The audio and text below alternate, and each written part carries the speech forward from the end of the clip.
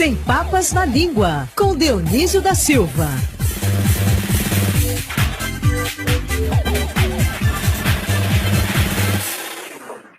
Rápido e rasteiro, como convém, diante das circunstâncias. Por que Dionísio hoje abrindo o programa? Porque ele tem um compromisso daqui a pouco.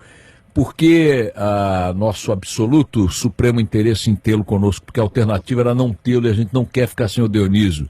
O Dionísio disse, não, mas eu entro sexta, eu volto sexta. Eu digo, não, é importante manter o Dionísio às quintas, porque tem um público fiel que fica esperando pela participação do Dionísio, e eu quero que seja sempre às quintas para criar esse sacerdócio.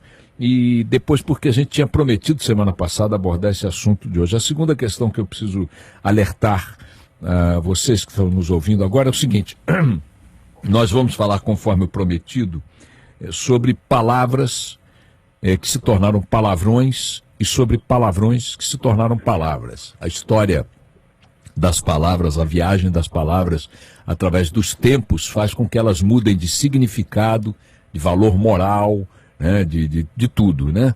Então, se você, mamãe, papai, está com um filhinho aí do lado e não quer que ele ouça determinadas palavras que hoje têm conotação, peso, valor de palavrão, expressões que hoje são entendidas como chulas ou vulgares, então eu vou pedir a você que acautele-se ou mude de estação, ou tire as crianças do carro, ou qualquer coisa assim, porque para ilustrar o tema será necessário recorrer a algumas palavras que tornaram-se palavrões, né? Ou citá-las antigamente como palavrões que eram. Dionísio da Silva, começando logo aquilo, puta que o pariu, hein? Que correria, pronto. Já que vamos falar de palavrão, pronto. Esse é uma rádio que não tem medo dessas coisas. Precisa parar com esse negócio de ter preconceito quando se discute cultura, quando se discute tendências. Vamos abrir a mente. Hoje, então, o programa é esse. Dionísio, explica para nós um pouco esse fenômeno. A palavra surge como santa, termina como pecadora, ou surge como pecadora e termina como santa. Fala um pouco desse processo histórico para nós. Boixá, a prostituta o ofício da prostituta nasceu ao lado dos altares, à frente dos templos. Lá dentro dos templos havia as vestais, que eram virgens e não podiam, em resumo, dar para ninguém. Mas à frente dos templos haviam as mulheres que eram obrigadas, por dever sacerdotal, a manter relações sexuais com o primeiro que chegasse ao templo. Depois isso migrou para as ruas e ela passou a fazer disso um meio de vida. E assim, em breves segundos, um resumo, né? Há muitas sutis complexidades nessas transformações. E sempre que entrou o homem na vida da mulher, nesses casos, entrou para piorar uma coisa que já era difícil, porque daí surgiu o agenciador, o gigolô, e transformou aquele ofício sagrado numa coisa comercial de baixo nível, de humilhação, de usos indevidos e tal. O que devemos também salientar aqui, não gosto muito da palavra salientar, porque saliente também ganhou um outro sentido, mas enfim, sublinhar, esclarecer, é que a maioria desses palavrões, como puta que eu pariu, se dirigem contra a mulher. A maioria dos palavrões são contra a mulher. E a puta que eu pariu é o seguinte: você volta para a puta que eu pariu, a sua mãe é uma puta. É nesse sentido que é a ofensa, né? Agora, notem a própria palavra puta. A origem da atividade ou da profissão, como queiram chamar, dada como a profissão mais antiga do mundo, ela é uma origem religiosa. A figura que tinha o dever, dentro dos ritos daquela religião, de oferecer-se para sexo, oferecer-se ao primeiro que chegava ao templo. E depois foi dando origem a essa atividade com tudo que o Dionísio acabou de escrever. Mas a própria palavra, vejam só, que é o que nós estamos discutindo aqui, como é que se chama criança em Portugal? O menino. Puto, né? E a menina? Mas puta, menina, eles não usam, fica rapariga, né? Porque puta ganhou esse sentido pejorativo lá, já ganhou lá também, né? Pois é, isso então a menina é rapariga. Por que o menino lá se chama puto? E por que puto ganhou conotação pejorativa no masculino pela associação com puta, né? Que é pejorativo, tornou-se pejorativo. Mas por que o menino lá é puto, putinho? Porque em latim, putus é menino, rapazinho, e é uma espécie, é do mesmo domínio de puer, que deu, e não é palavrão, por exemplo, esse étimo pueril, né, de criança, está presente, puberdade, está presente em outras palavras da língua portuguesa. Mas o putus, que em latim não é palavrão, e não era palavrão nos primeiros séculos, o puto era menino, ele ficou palavrão depois no Brasil com a mistura da colonização, da cultura portuguesa, com a brasileira, com as africanas, foi aí que ficou. Antes não era. E se vinculou a perdão? Não, diga, esse vinculou? Não, se vinculou a putrefactus, com SR no meio, aquilo que não está bom. Podre, né? Putrefação, podre, Agora, e é também o que ficou a puta, Boixá. A puta passou a denominar já nos finais do Império Romano uma grande cloaca, um buraco onde jogavam a sujeira das ruas. Então a prostituta passou a ser chamada puta, comparada com aquela cloaca, com aquele buraco, com aquele depósito de lixo.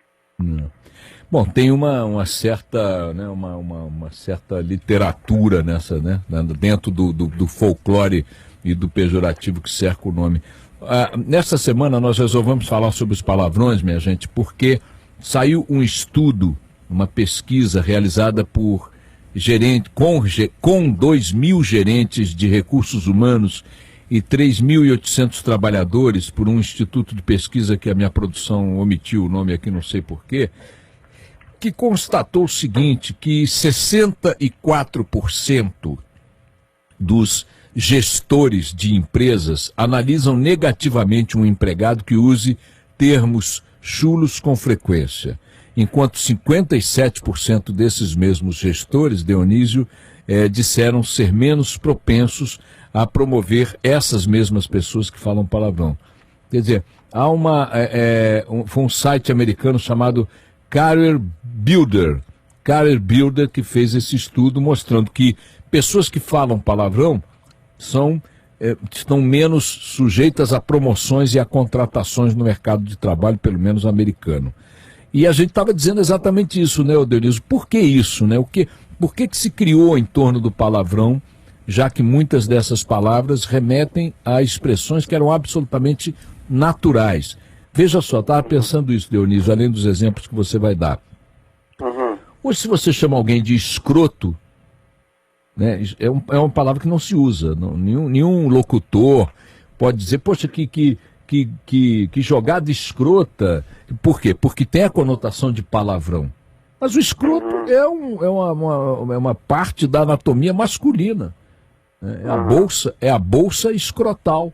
Dentro dela estão os testículos. Ou seja, é como se você dissesse assim, coração. Esse cara é um coração. Esse cara é um rim. Esse cara é um fígado. Aí virou, esse cara é um escroto. Não, é um negócio de doido, né?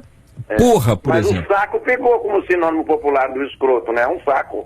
Tal coisa é um saco, fulano é um saco. Porque de fato mas o saco, embora seja uma expressão um pouco, digamos, chula, ai que saco, a coisa do gênero, mas já está usada, porque ninguém liga para isso, né? Mas se você falar escroto, é chocante. Né? Assim como você já explicou aqui, foi aliás a primeira crônica, a origem da expressão casa do caralho, né? Isso. Lembra novamente, rapidamente aqui pra gente, nossos ouvintes que estão chocados até agora, poderem entender aí de onde vem a expressão casa do caralho. O caralho não era palavrão. O carax em grego é o palanque em que se apoia o ramo da videira para crescer, se apoiar direitinho. Ali em latim ficou esse carax, ficou caraculum, e no português começou-se a dizer caráculo e depois caralho. E ele com sinônimo de mastro. O mastro do navio tinha, portanto, esse nome, e vem daí uma certa vaidade masculina de comparar o seu membro sexual, que arrogância, não é? Aquele mastro, firme, bem grande e alto. E lá na ponta deste mastro, na ponta deste caralho, havia a cesta da Gávea, onde eram colocados os marinheiros rebeldes, e para castigo, mas também para fazer um serviço, para ficar avisando o comandante. Sinal de trovoada, tempestade, terra vista. O Brasil foi descoberto da casa do caralho. Tinha alguém lá que avisou. Começou assim. E virou para... diga, Bochão. Não, porque a minha dúvida é por que vai havendo essa migração do santo para o profano, né? Do pornográfico para o puro? O que faz? O que determina esse passeio das palavras, né? E que exemplos você juntou aí para nós? Poxa, você disse muito bem, você usou uma palavrinha que é estratégica para a compreensão, que é o profano. Aquilo que está fora do templo, em frente ao templo. E o que produz o palavrão é a repressão. Basta ver que dos 10 palavrões mais falados no Brasil, 51% deles se referem ao órgão sexual masculino fazendo algum tipo de ato sexual de todas as maneiras. E 31% são ofensas contra a mulher, especialmente contra a mãe, e só 28% dos palavrões são para as funções escritoras, predominando uma merda, vá a merda, essas coisas. E alguns são mistura disso, da função escritora com a função sexual, como é o caso da sodomia. Agora, foi a repressão que faz empacotar e vender. Você pode ver, Boixá, da nossa geração, as revistas pornográficas que vendiam, a ditadura reprimia, a indústria gráfica empacotava e vendia. Agora, aquelas revistas foram praticamente à falência, ninguém está interessado naquilo. Por quê? Porque acabou a repressão. Mas então, e a internet se encarregou. E a internet se encarregou de difundir essas imagens com maior fazer. Agora, eu vi aqui que nas informações que você incluiu para a produção, expressões que antes não podiam, quer dizer, que hoje são faladas, enfim, normalmente, sem nenhum agravante, que eram gravíssimas, né? Por exemplo, você falou que se dane.